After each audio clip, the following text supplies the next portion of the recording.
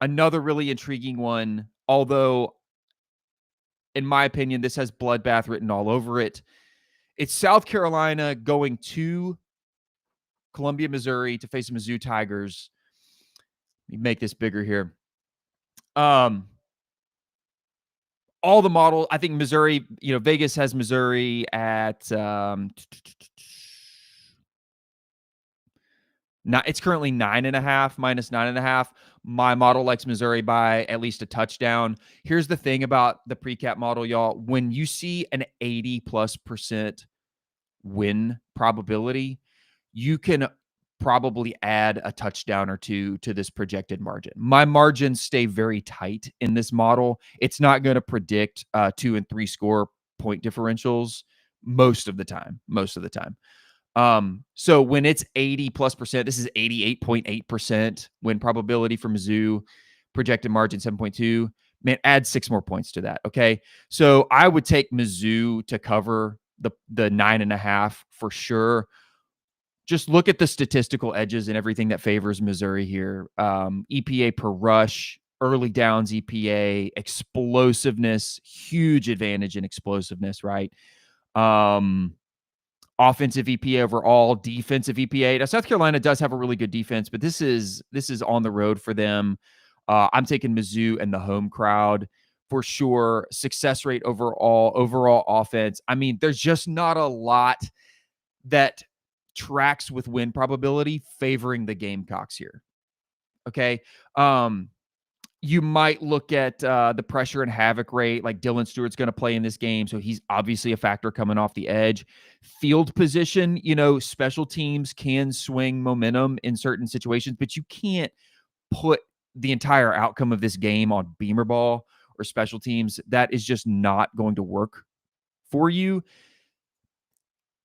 And with the doubt around Lenora Sellers, does he play? Doesn't he play? I'm not watching injury reports, y'all. So I don't know. This looks ugly, in my opinion, for the Gamecocks. In that loss to Vanderbilt, Luke Doty had to play most of that game. He only had 148 yards passing with an interception.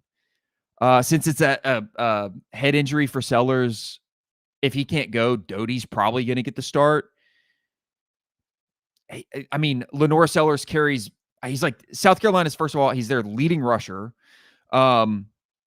He's pretty much responsible for their entire offense. Without him, they just looked completely lost.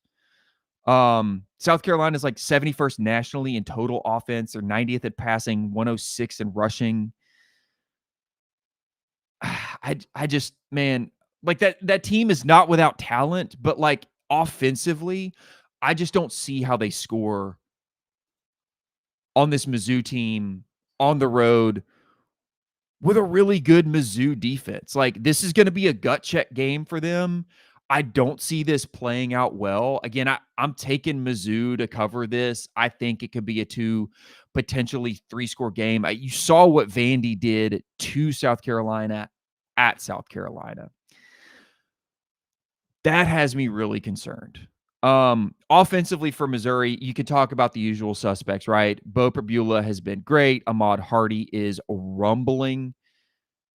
Kevin Coleman Jr. is going off. Mizzou has all the weapons. South Carolina has the weapons, but they're really handicapped right now.